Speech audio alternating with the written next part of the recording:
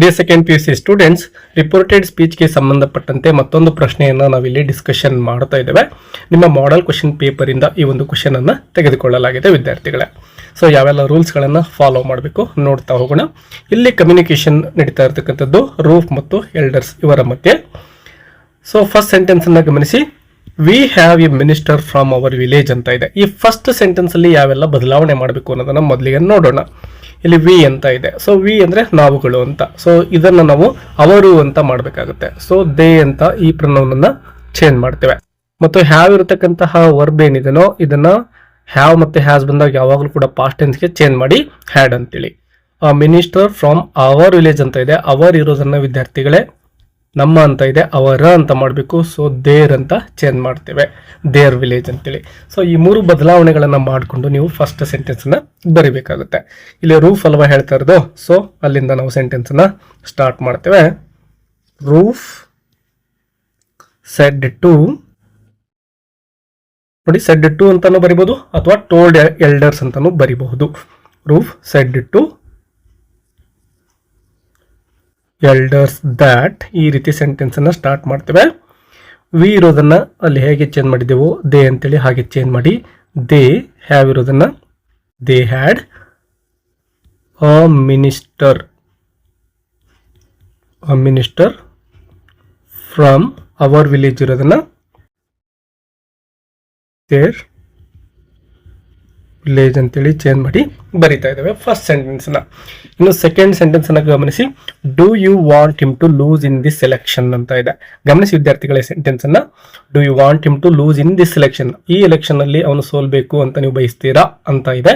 So ಇಲ್ಲಿ S or no question ಆಗಿದೆ. ಅಂದ್ರೆ ಉತ್ತರ ಬರ್ತಕ್ಕಂಥದ್ದು ಹೌದು ಅಥವಾ ಅಲ್ಲ ಅಂತ ಅಲ್ವಾ. So this is yes or no question. So ಈ ರೀತಿ ಎಸ್ ಆರ್ ನೋ ಕ್ವಶನ್ ಇದ್ದಾಗ ವಿದ್ಯಾರ್ಥಿಗಳೇ ನೆನಪಿಟ್ಕೊಳ್ಳಿ, ಇಫ್ ಅಥವಾ ವೆದರ್ ಈ ಪದಗಳನ್ನ ತೆಗೆದುಕೊಂಡು ನಾವು ರಿಪೋರ್ಟ್ ಮಾಡಬೇಕಾಗುತ್ತೆ.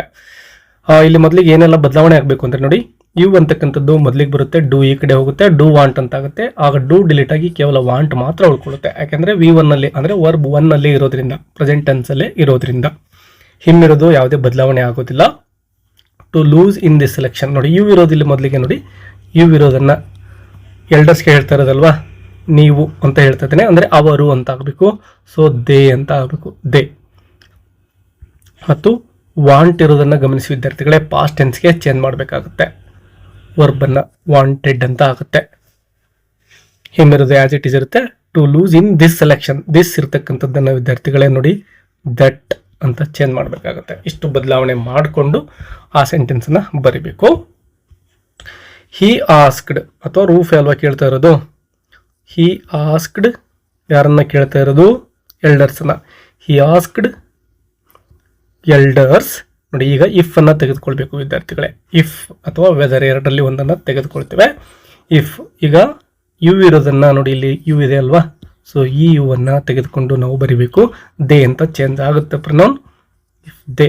ವಾಂಟ್ ಇರೋದನ್ನ ಮೊದಲಿಗೆ ಹೇಳಿದಾಗೆ ವಾಂಟೆಡ್ ಅಂತ ಚೇಂಜ್ ಮಾಡ್ತಾ ಇದ್ದೇವೆ. ಗಮನಿಸಿ, ದೇ ವಾಂಟೆಡ್ ವರ್ಬ್ ಪಾಸ್ಟ್ ಟೆನ್ಸ್ಗೆ ಚೇಂಜ್ ಆಗ್ತಾ ಇದೆ. They wanted him to lose this ಇರೋದನ್ನ ದಟ್ ಅಂತ ಚೇಂಜ್ ಮಾಡ್ತಾ ಇದ್ದೇವೆ. That election. ಸೊ ಈ ರೀತಿ ಎರಡನೇ ಸೆಂಟೆನ್ಸ್ ಅನ್ನ ಚೇಂಜ್ ಮಾಡ್ತೇವೆ. ಇನ್ನು ನೆಕ್ಸ್ಟ್ ನೋಡೋಣ. ಎಲ್ಡರ್ಸ್ ರಿಪ್ಲೈ ಮಾಡ್ತಾ ಇದ್ದಾರೆ. ಏನ್ ಹೇಳ್ತಾರೆ ನೋಡಿ. No we will not betray our son ಅಂತ ಸೆಂಟೆನ್ಸ್ ಇದೆ. ಸೊ ಇಲ್ಲಿ ನಾವು ಈ ನೋ ಅನ್ನ ಬಿಡ್ತಾ ಇದ್ದೇವೆ. ಯಾಕೆಂದ್ರೆ ಇಲ್ಲಿ ನಾಟ್ ಆಲ್ರೆಡಿ ಬಂದಿದೆ. ಮತ್ತೊಂದ್ಸರಿ ವಿ ಇರೋದನ್ನ ದೇ ಅಂತ ಚೇಂಜ್ ಮಾಡಬೇಕು. ಸರಿಯಾಗಿ ಗಮನಿಸಿ ಪ್ರೊನೌನ್. ಯಾಕಂದ್ರೆ ನಾವು ಅಂತ ಇದ್ದಾರೆ, ಅದನ್ನ ಅವರು ಅಂತ ಚೇಂಜ್ ಮಾಡಬೇಕು. ಮತ್ತು ವಿಲ್ ಇರೋದನ್ನ ವಿದ್ಯಾರ್ಥಿಗಳೇ ವುಡ್ ಅಂತ ಚೇಂಜ್ ಮಾಡಬೇಕು. ಅವರ್ ಇರೋದನ್ನ ನಮ್ಮ ಮಗ ಅಂತ ಹೇಳ್ತಾ ಇದ್ದಾರೆ, ಅವರ ಮಗ ಅಂತ ಹೇಳ್ಬೇಕು. ಸೊ ದೇರ್ ಸನ್ ಅಂತ ಬರಿಬೇಕು. ಸೊ ಇಷ್ಟು ಬದಲಾವಣೆ ಮಾಡಿಕೊಂಡು ಬರಿಬೇಕಾಗುತ್ತೆ. ಈಗ ಎಲ್ಡರ್ಸ್ ಹೇಳ್ತಾ ಇರೋದಲ್ವಾ. Elders replied that. Elders replied that. We ಇರೋದು ದೇ ಅಂತ ಚೇಂಜ್ ಆಗ್ತಾ ಇದೆ. ದೇ ವಿಲ್ ಇರೋದನ್ನ ವುಡ್ ಅಂತ ಬರಿತಾ ಇದ್ದಾವೆ. ದೇ ವುಡ್ ನಾಟ್ ಬಿಟ್ರೆ ಅಂದ್ರೆ ಮೋಸ ಮಾಡೋದು ಅಂತ ಹೇಳಿ. ಬಿಟ್ರೆ ಅವರ್ ಸನ್ ಇರೋದನ್ನ ದೇರ್ ಸನ್ ಅಂತ ಚೇಂಜ್ ಮಾಡಿ ಬರಿತಾ ಇದ್ದೇವೆ. ಸೊ ಎಷ್ಟು ಬದಲಾವಣೆ. ಇನ್ನು ನೆಕ್ಸ್ಟ್ ಸೆಂಟೆನ್ಸ್ ಅನ್ನು ನೋಡಿ, we shall C him win ಅಂತ ಇದೆ. ವಿ ಇರೋದನ್ನ ದೇ ಅಂತ ಚೇಂಜ್ ಮಾಡಬೇಕು. ನಾವು ಅಂತ ಇದ್ದಾರೆ, ಸೊ ಅವರು ಅಂತ ಚೇಂಜ್ ಮಾಡಬೇಕಾಗುತ್ತೆ. ಇನ್ನು ಶಾಲ್ ಇರೋದು ಶುಡ್ ಆಗಬೇಕು, ಬಟ್ ಇಲ್ಲಿ ಸಬ್ಜೆಕ್ಟ್ ದೇ ಇರೋದ್ರಿಂದ ನಾವೇನು ಮಾಡ್ತೇವೆ, ವುಡ್ ಅಂತ ಚೇಂಜ್ ಮಾಡ್ತೇವೆ. ವುಡ್. ವಿ ಬಂದಾಗ ಮಾತ್ರ ಶಾಲ್, ಐ ಬಂದಾಗ ಶಾಲ್ ಬಳಸ್ಬೋದು. ಅದೇ ರೀತಿ ಐ ಶುಡ್, ವಿ ಶುಡ್ ಅನ್ಬೋದು. ಬಟ್ ಹಿ, ಶಿ, ಇಟ್ ಅಥವಾ ದೇ ಈ ರೀತಿ ಪದಗಳು ಬಂದಾಗ, ಪ್ರನೌನ್ಗಳು ಬಂದಾಗ ವುಡ್ ಅಂತ ಯೂಸ್ ಮಾಡಬೇಕು. They would. ಸಿ ಇರೋದನ್ನ ಪಾಸ್ಟ್ ಟೆನ್ಸ್ಗೆ ಚೇಂಜ್ ಮಾಡಬಾರ್ದು, ಯಾಕಂದ್ರೆ ಮಾಡಲ್ ಆಕ್ಸಿಲರಿ ವರ್ಬ್ಸ್ ಅನ್ನ ಚೇಂಜ್ ಮಾಡಿರ್ತೇವಲ್ವಾ ಹಿಂದ್ಗಡೆ, ಹಾಗಾಗಿ ವರ್ಬ್ನ ಅದೇ ಫಾರ್ಮಲ್ಲೇ ಇಡ್ತೇವೆ. ಸಿ ಹಿಮ್, ಹಿಮ್ ಇರೋದು ಆಸ್ ಇಟ್ ಈಸ್ ಇರುತ್ತೆ. ವಿನ್. ಸೊ ಅದೇ ಸೆಂಟೆನ್ಸ್ ಅನ್ನ ಯಾವ ರೀತಿ ಬರೆಯೋದು ನೋಡಿ. ಅವರೇ ಕಂಟಿನ್ಯೂ ಮಾಡ್ತಾ ಇದ್ದಾರಲ್ವಾ, ಎಲ್ಡರ್ಸ್ ಹೇಳ್ತಾ ಇದ್ದಾರೆ, ದೇ ಆಡೆಡ್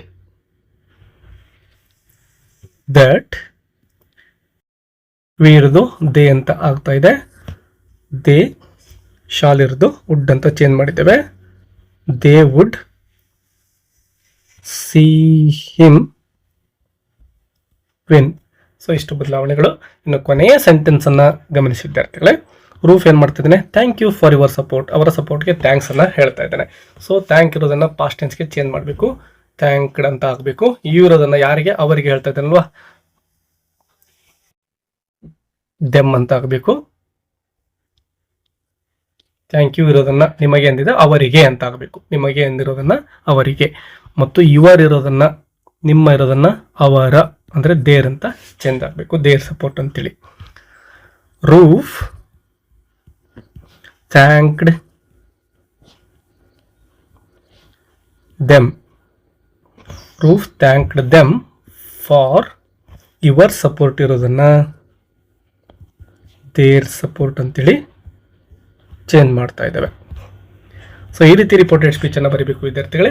ಆಲ್ರೆಡಿ ರಿಪೋರ್ಟೆಡ್ ಸ್ಪೀಚ್ಗೆ ಸಂಬಂಧಪಟ್ಟಂತೆ ಎಲ್ಲ ಕ್ವಶನ್ಸ್ಗಳಿಗೂ ಕೂಡ ಆನ್ಸರ್ ಮಾಡಿ ಅಪ್ಲೋಡ್ ಮಾಡಲಾಗಿದೆ. ರಿಪೋರ್ಟೆಡ್ ಸ್ಪೀಚ್ ಅಂತೇಳಿ ಪ್ರತ್ಯೇಕವಾಗಿರತಕ್ಕಂತಹ ಪ್ಲೇ ಲಿಸ್ಟ್ ಇದೆ, ಅಲ್ಲಿ ವಾಚ್ ಮಾಡಬಹುದು ನೀವು. ಇನ್ನೂ ಹೆಚ್ಚಿನ ಎಕ್ಸ್ಪ್ಲನೇಷನ್ ಬೇಕು ಅಂದರೆ please give all the rules of reported speech ಅಂತೇಳಿ ಕಮೆಂಟ್ ಮಾಡಿ. ಹೆಚ್ಚಿನ ಕಮೆಂಟ್ಸ್ ಬಂದರೆ ಈ ಒಂದು ರಿಪೋರ್ಟೆಡ್ ಸ್ಪೀಚ್ಗೆ ಸಪರೇಟ್ ಆಗಿರ್ತಕ್ಕಂತಹ ಎಲ್ಲ ರೂಲ್ಸ್ಗಳನ್ನು ಒಳಗೊಂಡಿರ್ತಕ್ಕಂತಹ ಇನ್ನೊಂದು ವಿಡಿಯೋವನ್ನು ಮಾಡಿ ಅಪ್ಲೋಡ್ ಮಾಡ್ತೇನೆ.